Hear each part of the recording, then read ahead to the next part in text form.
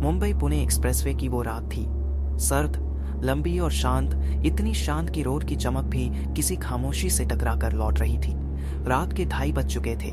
शहर पीछे छूट चुका था और अब सामने था बस हाईवे, एक सीधी वीरान सी रेखा जो अंधेरे की गोद में कहीं खोई जा रही थी।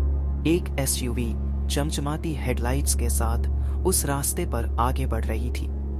कार में थे 2 लोग, रोहित और निया युवा थे, थके हुए थे और लौट रहे थे एक छोटे ट्रिप से। रोहित ड्राइव कर रहा था, निया बगल में बैठी थी, आंखें आधी मुंदी हुई। कार में धीमा म्यूजिक बज रहा था, पर माहौल में कुछ ऐसा था जो म्यूजिक की रिद्म से मेल नहीं खा रहा था। जैसे रात कुछ कहना चाह रही हो पर कोई सुन नहीं रहा।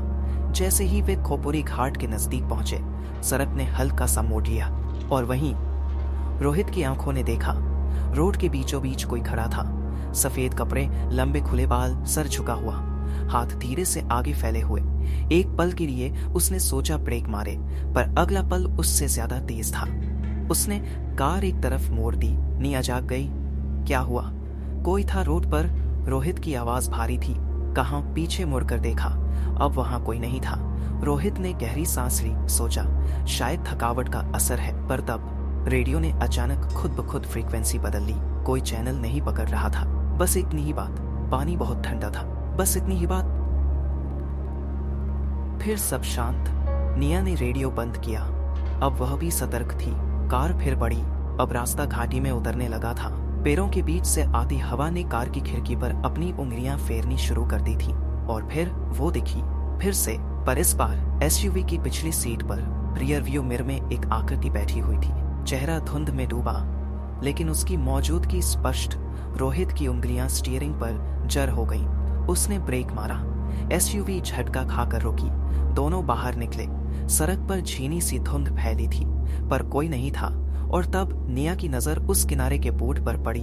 धुंध से ढका हुआ एक पुराना स्मृति चिन्ह। उसने पास जाकर मिट्टी साफ की। लिखा था, निर्मला देसाई, उम्र 23, 16 जून 2011, मृत्यु सड़क दुर्घटना। बिल्कुल उसी टर्न पर जहां अभी कुछ मिनट पहले वो आकृति नजर आई थी। हवा अब भारी हो चली थी। किसी ने कुछ नहीं कहा। कार की ओर लौटे। रोहित ने इंजन स्टार्ट किया, पर कार ने चलने से मना कर दिया। हेडलाइट खुद ब खुद बंद हो गई और तभी कार के सामने खड़ी हो गई वही औरत, सफेद साड़ी, भीगे बाल, चेहरा सीधा नहीं, नीचे की ओर झुका हुआ। उसने कुछ कहा नहीं, लेकिन उसकी आंखें कह रही थी, मुझे अब भी कोई घर नहीं ले गया। रोहित और निया एक दूसरे की ओर देखे। डर ने अब खामोशी ओढ़ ली थी। सुबह 5 बजे हाईवे पेट्रोलिंग टीम ने एसयूवी को किनारे खड़ा पाया। इंजन बंद, दोनों यात्री बेहोश। कोई दुर्घटना नहीं, कोई चोट नहीं, पर सीट के बीच में एक सफेद दुपट्टा था, गीला, और उस पर मिट्टी व खून के निशान। किसी को नहीं पता कि उस रात क्या हुआ, पर अब हर साल 16 जून की रात उस टर्न पर कई ड्राइवर यही दावा करते हैं, किसी ने रास्ता मांगा था। लेकिन जब पीछे देखा, कोई नहीं था। कहानी वहीं खत्म होती है जहां परछाई अब भी रास्ता मांग रही है।